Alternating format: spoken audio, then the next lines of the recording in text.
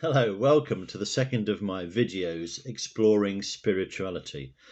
Each week I'm going to be updating you on the books I'm reading, all of them trying in some way to help us explore the meaning of life. What is this all about? I'm coming from a fairly open-minded point of view, and I'm trying to look at the way in which different spiritual writers are trying to help us make sense of the world. So let's kick off with what I'm reading at the moment. So the first book I'm going to discuss is this one, a collection of sayings and writings by Brother Roger of Taizé. This, of course, is the ecumenical community in France with a particular ministry towards young people trying to make sense of their lives. The latest bit I've been reading in this is all to do with suffering in the world, and there's certainly been plenty of that recently. Brother Roger is insistent that suffering does not come from God. And I could never believe in a God who initiates suffering in the world. What sort of God would that be? He talks about Christ being with us in our suffering, accompanying us in our suffering. And he says there is a pain that God suffers, a pain that Christ suffers. Human distress does not come from God. So lots to think about in this one. And I definitely recommend this collection. Brother Roger has a very generous spirit. And he's a great believer in peace and love and compassion and kindness in the world. I've been reading this new Lent book from SPCK. It's called Rooted in Love, and it's put together by the Bishop of London, Sarah Mullally, and it's a collection of reflections by the different bishops working in London. I have to say it's been a bit of a disappointment, this. So there's so many different voices in this book, it's difficult to get a consistent message coming through. I find some of the reflections a little bit dry. They don't move me or interest me particularly, and there's a rather heavy reliance on St. Paul rather than the Gospels. So I've kind of parked this one at the moment, and I'm not reading this each day, even though I've got through 29 of the reflections. I may go back to it, but unfortunately this hasn't excited me too much this week.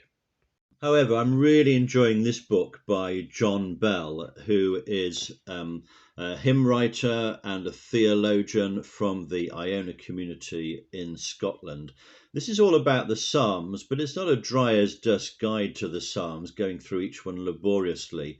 Instead, it just draws out particular themes and reflections about these ancient poems, which were known and quoted by Jesus, of course, in the Gospels. The latest chapter I've been reading is all about how we think about the Psalms. And when we think about them, we should be thinking, for whom has this psalm particular meaning? There's lots of different psalms on different themes. For instance, it might be for people who are lonely, for people who are enduring difficult physical health or depression.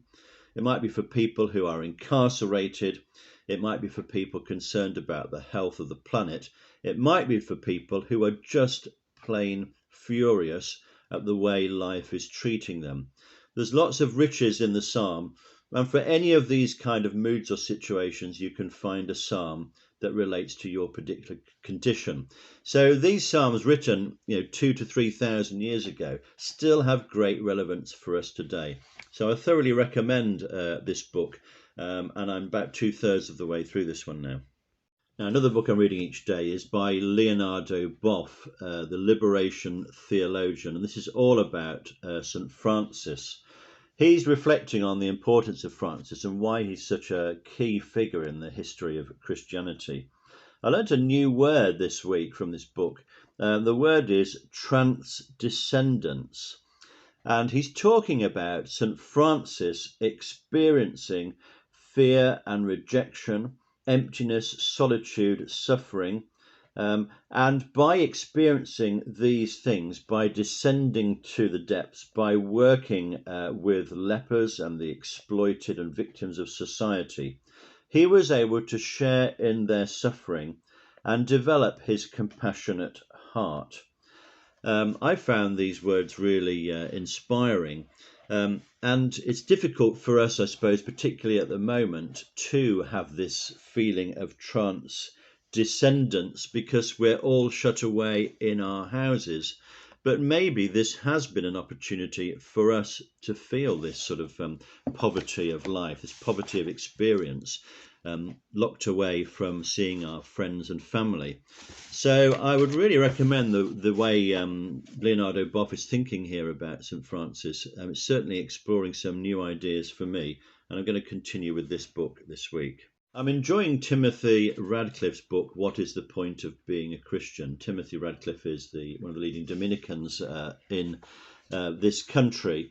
And he's been reflecting on what it means to be part of a community. I like Virginia Woolf's quote that he uses here in saying that we must be liberated from attachment to the small identities that we derive from our families, our universities, or our countries. And she says the only way to be open to all of humanity is to privilege no one. I can only belong to humanity by transcending smaller attachments. Well, that's easier said than done, isn't it? But that chimes a little bit with the thinking in the book about St. Francis as well. And there's plenty to reflect on in that, in what it means to be free from small attachments. We've all got those, haven't we? I've certainly got plenty of them, but I'm still pursuing this book by Timothy Radcliffe. So just a mention of other ones I've got on the go at the moment. I'm still dipping in each week into this book, Gazing on the Gospels, which is by Judith Dimond, who is a lay Franciscan. Each week she reflects on the Sunday reading in a very simple way that she's developed from the approach of St. Clare of Assisi. As you can see, I'm making plenty of notes in mine about things she's saying, and I'm looking forward to what she's going to say about Palm Sunday, which of course is coming up this weekend. So I'd recommend that. A very easy read, well laid out and clear, but giving you plenty to think about each week. Another one I've got on the go at the moment is by the Jesuit writer James Martin. It's called Jesus, a Pilgrimage, and this is a nice thick book, as you can see. It's all about his trip to the Holy Land, and he's stopping off as he tours the Holy Land to reflect on the story of Jesus, putting it all into context. I'm only part way through, as you can see, but I'm going to skip, I think, to Gethsemane and look at what he's writing about Gethsemane and try and look at that during Holy Week, I think. And the other one that I'm reading is A Touch of God. This is 8 monastic journeys put together by Maria Boulding. Quite an old book, this one that I sent for. The only problem with it is that the writing in it is absolutely tiny, so I'm having to be fairly slow through that. But again, these are personal journeys of faith, people trying to put together what it means to have a relationship with God and what it means to follow the path of Christ. A few nuggets of wisdom to come from that one, and I'm going to persist with that. So that's where I am at the moment. I'm going to update you next time. Please feel free to subscribe if you want to be updated on these books I'm reading at the moment. Please put your comments and recommendations below, and I'll see you next time. Happy reading.